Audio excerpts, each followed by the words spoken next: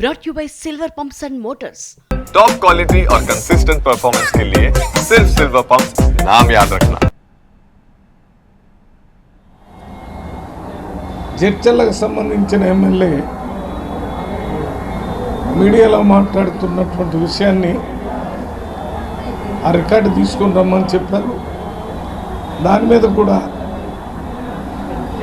మీరు వివరాలు తెలుసుకోమని మనకు చెప్పడం జరిగింది. ఇది సోమవారం జరిగిన మీటింగ్లో ఏ రకంగా దాని మీద మాట్లాడాలనే దాని మీద మాట్లాడి పిసిసి అధ్యక్షుడు ఇన్ఛార్జి నటరాజ్, మన మీనాక్షి నటరాజన్ గారు, సీఎం గారు వీరందరితో మాట్లాడిన తర్వాత ఆ విషయాన్ని కూడా కూలంకషంగా చర్చించడం. జడ్చర్లకు సంబంధించిన ఎమ్మెల్యే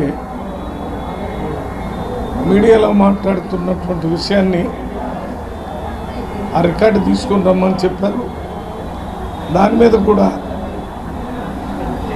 మీరు వివరాలు తెలుసుకోమని మనకు చెప్పడం జరిగింది.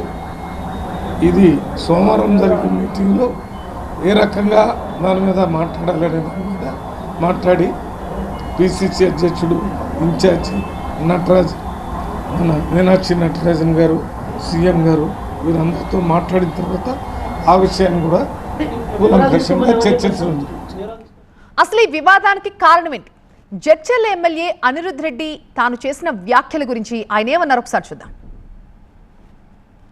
బంకర్ చెల్లెలు కడుతుంటే నేను ఒక సూచన ఇస్తున్నాం ఒక ఎమ్మెల్యేగా. మా ఉత్తమన్న లెటర్లు రాస్తున్నారు. ఉత్తమన్న లెటర్లు కాదు, చంద్రబాబు నాయుడు కోవట్లు ఈ రోజు మన తెలంగాణలో ఉన్నారు. ఇరిగేషన్ ప్రాజెక్టు వాళ్ళే, రోడ్లు కాంట్రాక్టు వాళ్ళే, దందాలు హైదరాబాద్ కూడా వాళ్ళే. ఆ కోవట్లకి మొత్తము నల్ల కనెక్షన్లు కట్ చేయండి, కరెంట్ కనెక్షన్లు కట్ చేయండి, ఇరిగేషన్ ప్రాజెక్టు ఒక్క రూపాయి లేకుండా వాళ్ళని కట్ చేయండి. వాళ్ళే పోయి చంద్రబాబు నాయుడు కాలు పట్టుకొని బంకచెల్ల బంద్ చేపిస్తారు.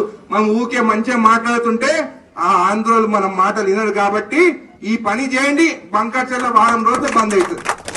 సో అనిరుద్ రెడ్డి తాను చేసిన వ్యాఖ్యలకి ఏమైనా రిగ్రెట్ అవుతున్నారా? తన వ్యాఖ్యలు వెనక్కి తీసుకునే అవకాశం కనిపిస్తోందా? ఎందుకంటే అధిష్టానం చాలా సీరియస్ గా స్పందించింది, షోకాజ్ నోటీస్ ఇచ్చే అవకాశం కూడా ఉన్నట్టుగా తెలుస్తోంది. సో ఇది ఆయన వరకు వెళ్లే ఉంటుంది. ఆయన రియాక్షన్ ఏంటి?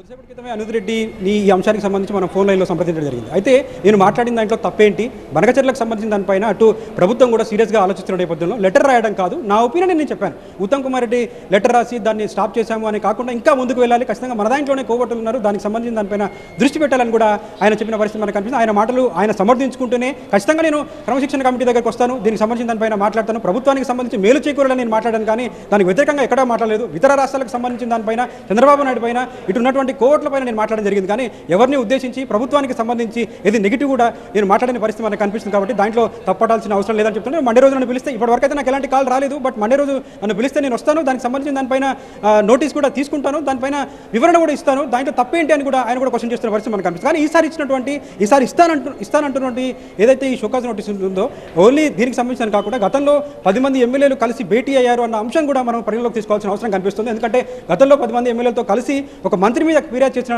నేపథ్యం మనం చూసాం. బట్ ఈసారి కూడా ఇలాంటి కామెంట్స్ కావచ్చు, గతంలో అనిరుద్ రెడ్డి చేసినటువంటి కామెంట్స్ కావచ్చు, అన్ని క్రోడీకరించుకొని ఈ కమిటీ అతన్ని పిలిచే అవకాశం కనిపిస్తుంది. మరి దానిపైన ఆయన ఏ విధంగా స్పందించడం మాత్రం వేచి చూడాల్సిన అవసరం కనిపిస్తుంది. అండ్ రాబోయే రోజుల్లో అసెంబ్లీ పార్లమెంట్ సీట్లు పెరుగుతాయి. సో కొత్త నాయకత్వానికి 2029 ఒక వేదిక కాబోతుంది అన్న సీఎం వ్యాఖ్యల్ని ఎలా చూడాలి?